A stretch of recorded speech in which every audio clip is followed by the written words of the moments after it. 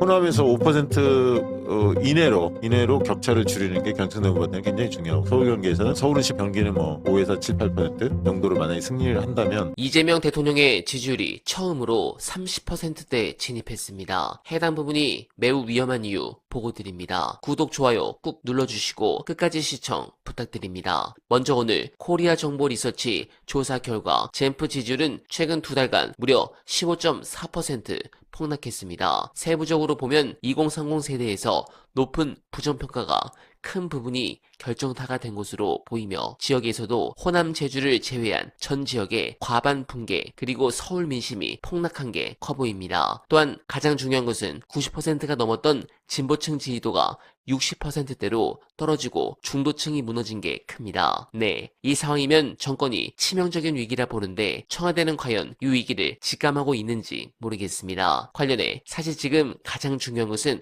호남의 판세죠. 이 부분에 대해서 전날 쇼츠에서 가장 화제가 된 분석 보시고 이어가 보겠습니다. 정청래 후보 측에서는 이기면 제일 좋은 거고, 아니면 퍼센트포인트 이내에서 줄일 수만 있으면 격차를, 그럼 서울 경기에서 뒤집을 수 있다, 이렇게 판단하는 것 같아요. 대략 투표율은 뭐 45에서 50 정도로 생각하는 것 근데 같고, 광주 전남 같은 경우에는 송영길 후보도 엄청 신경 쓰일 거 아니야. 여론조사에서 보면 10% 초반대 나와요. 근데 이제 그래도. 전북에서는 그렇게 많이 안 나올 수 아니 있으니까. 물론 그러니까 광주 네. 전남에서 네. 송영길 후보 표가 많이 나오면 그 표가 김민석 후보한테 갈 표지 정청래 후보한테 갈 표는 아니잖아요. 원래대로 따지면. 그렇죠. 당연히 다수는 김민석 후보한테 가죠. 그러니까 이제 선호투표까지 이제 감안해서 해석을 해야 하는 게 맞고요. 그게 한 7대3, 뭐 75대 25 이 정도로 나눠지니까 송영길 표가 75 정도는 김민석, 25는 정청래 이렇게 가는데, 수도권에서는 표 많이 안 나올 것 같아요. 제가 볼 때는. 호남 깠을 때 뭐 10% 내지, 서울 경기에서는. 호남은 모르겠는데 호남이 더 나오겠. 1순위 표에서 네, 당연히. 네, 1순위 표에서. 그러면 1순위가 역전될 수도 있어. 그런데 문제는 그게 밴드웨건 효과는 없으니까, 호남 경선 토요일 날 개표하죠. 일요일 날 이제 서울 경기 개표를 하거든요. 영향을 주는 게 아니니까. 그래서 1순위 표만 보면 사실은 정청래 후보 입장에서는 48%를 1순위 표에서 도달하는 것이 굉장히 중요합니다. 8%만 도달하면 승리 가능성이 상당히 높아지죠. 왜냐하면 송영길 후보 표가 뭐 7%이 정도 될 텐데 8%뭐 이렇게 되면 2% 정도는 가지고 올 수 있으니까, 8%면 그러면 50% 가거든요. 그 여론조사에 지금 밀리지 않기 때문에 1순위 표에서 48%를 도달하냐. 지금 44.5인가 뭐 그런 정도 되잖아요. 그러니까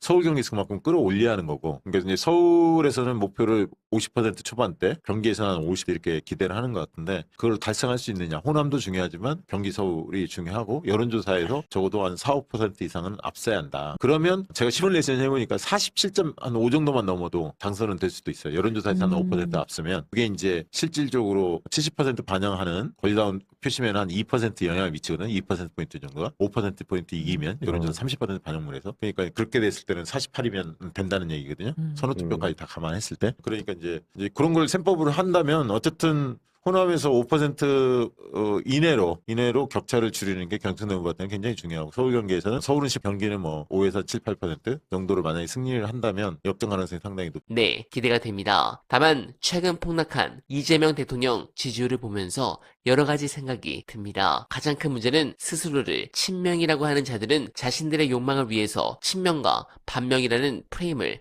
만들었습니다. 그로 인해 저나 유시민 작가 같은 사람들을 반명으로 몰아냈습니다. 이 지지율로는 앞으로 각종 개혁들 불가능합니다. 아니 솔직히 이제 이재명 정부 내에 다른 개혁들을 할 수 있을 것이란 생각은 포기해야 될 것 같습니다. 여러분들은 어떻게 생각하십니까? 소중한 의견 댓글로 많이 부탁드리며, 어나바는 오늘도 최선을 다하겠습니다. 여러분 고맙습니다.